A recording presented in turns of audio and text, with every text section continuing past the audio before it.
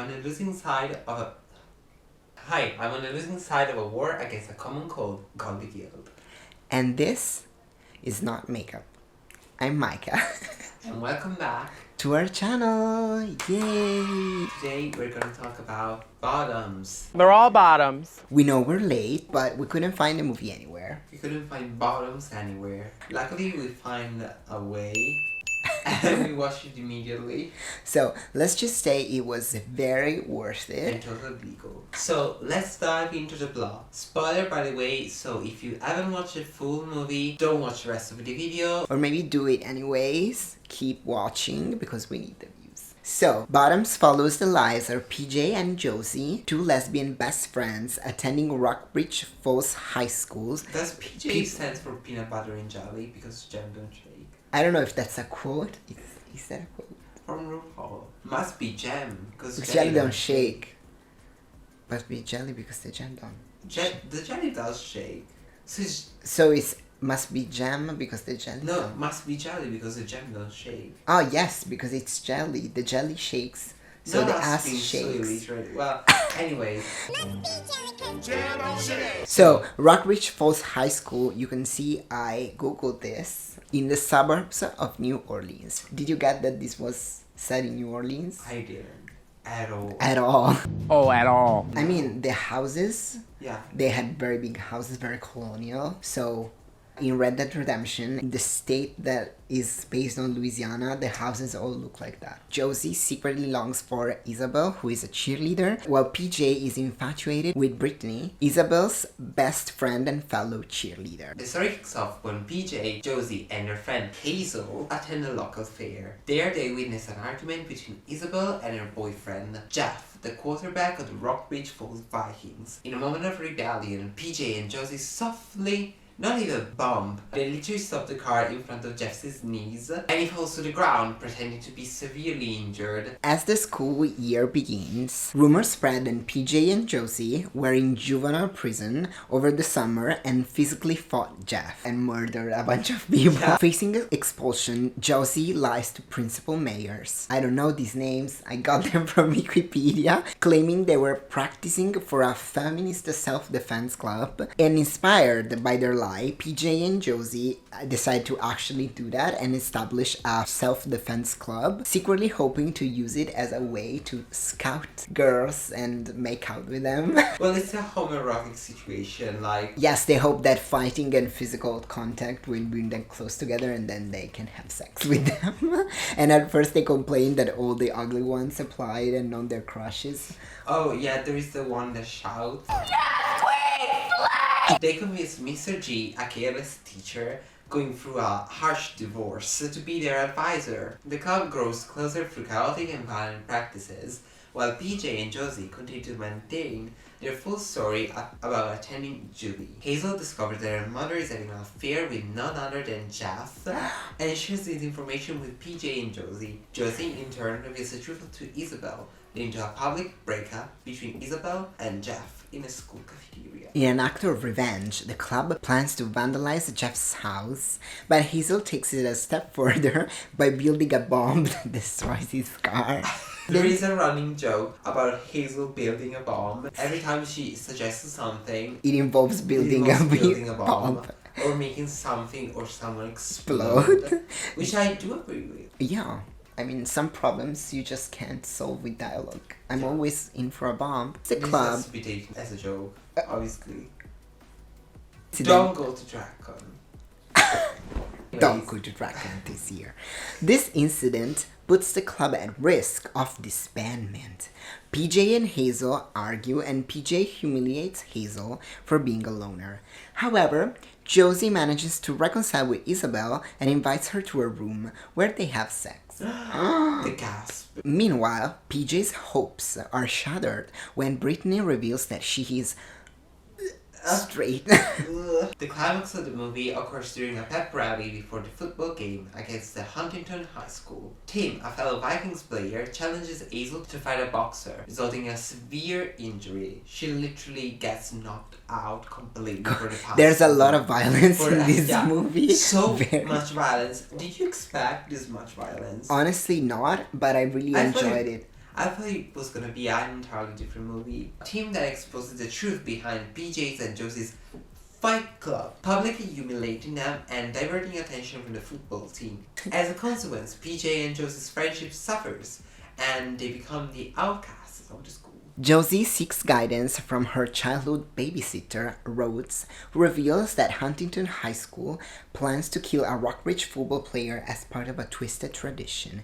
Determined to prevent this tragedy, PJ and Josie reconcile their friendship and make amends with Hazel and the rest of the club, although they fail to recruit Isabel and Brittany because they are too angry.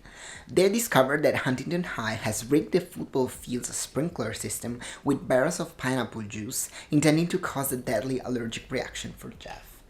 After a failed attempt to defuse a bomb attached to a tree, PJ and Hazel divert everyone's attention by publicly making out. This distraction allows Isabel and Brittany to rejoin the club, leading to a brutal and bloody brawl between the players and the Fight Club. See what I did there? Brutal, bloody brawl. Oh Work, mama. my god. The girls, what do the girls do? They kill. They literally kill everyone. The plot from Wikipedia says, rendering them unconscious. No, they killed them. No, because they literally say, that one's dead. Oh, that one's dead too. Yeah, we're just gonna forget about this and process it much later, right? They're dead. Josie and Isabel embrace with a kiss. However, the celebration is interrupted by the explosion of a tree bomb. Now that we got that out of the way, where do you want to start? I want to start, it was totally unhinged. I wasn't expecting all the violence. All the dark humor. The dark humor, really. One of the funniest movies I've seen, definitely this year, but in a general, long time. Yeah. It has some really out-of-pocket moments. Yeah, one of the darkest ones. Like when they zoomed in on that emo guy's diary and it said, plan to blow up the school after he had just said, I swore I wouldn't do this. Or when they admitted, like, right at the beginning that people hate them not just for being gay, but for being gay, untalented, and ugly. Like, well, the cool gay passes by. And this is coming from two untalented and ugly gays like us. So you know it's true. We're just kidding. We're not untalented. Talented. Also love the scene where the babysitter says, back in my days, they hated us for being gays. Now they hate you for being gay and untalented. Oh my god, if we were like a commentary channel, like a more serious one, not this shit. This is a commentary on how if you're gay, you have to be an overachiever and really like do 110% all the time, but we're not that kind of channel, so we'll leave like James Somerton or fuck. So one of my favorite moments in the movie was when they were trashing Jeff's house.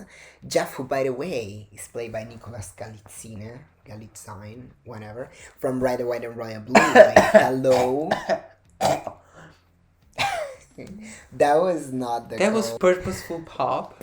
Anyways, that when they were throwing the eggs, etc., he was listening to total Eclipse of the Heart, lip syncing and embodying the song like that was so me for real.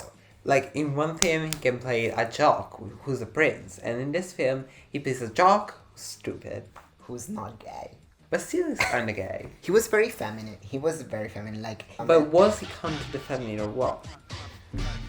If the cunt is to the feminine, to the what? Was he like Hurricane Katrina? New Orleans?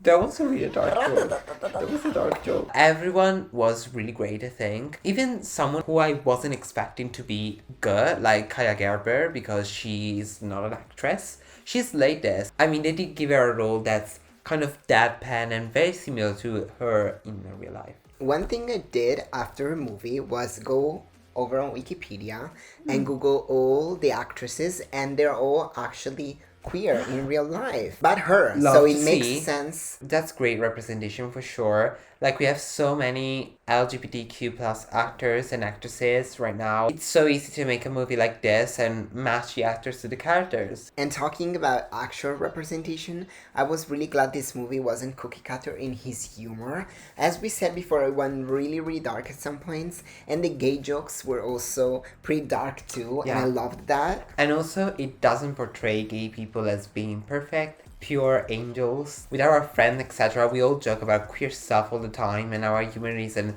PG or sanitized. So it really felt like I was watching an actual friend group chat and laugh without worrying about coming off as problematic. Exactly. I think we're at a time right now when it's okay to joke about more like sensitive topics, I guess. Because the problem isn't the joke itself, but who the target is, and the movie isn't afraid to go to like some pretty dark places because it knows what the punchline is and who the joke is aimed at. Yeah. And also, I think it really works because it's never like punching down. I've always thought that you can joke about pretty much not everything, but you can get away with it if it's funny enough, okay? And if you are respectful enough. Bottoms definitely nails this, as did Red, White, and Royal Blue. Like, we hope and pray that more movies like this get made, because another like queer, and I'm using this term loosely, movie who tried to do this another movie who tried to do this was Bros, and to me it failed. If you want to know, like, if you want to watch a more detailed review of that, it's on my second channel. But basically what I She's said, branching out. yes, I am expanding my empire. Basically what I said is that the movie didn't really know who it was made for, so the jokes were all over the place. Bottoms, instead, truly feels like a funny movie made for queer people, and it also has some cute and tender moments as well, like when Isabel and Josie are on the bed and kiss and make love. That was so adorable. Again, it's kind of a reminder to Heartstopper. Teenagers having sex isn't shameful. Was there anything that you didn't like? I gotta say, maybe I should rewatch it, but as of now, no. No. I think for me, it became kind of an instant classic. It's so calm. And that's a wrap. That's a wrap. The stretch. This movie took us on a wild ride through the lives of PJ, Josie, their friends as they navigate high school, homicide, lesbianism, and unexpected chaos. So with its mix of friendship, romance, and thrilling action, and a lot of blood, Bottoms offers a unique and entertaining experience. If you're a fan of coming-of-age stories with a violent twist, this movie is definitely worth watching. Thank you so much for watching. Don't forget to like, comment, and subscribe to our channel before I die because of this cold. So we'll see you again in the next video next week. As always, same day on a Tuesday. Yes. That's all. Ciao.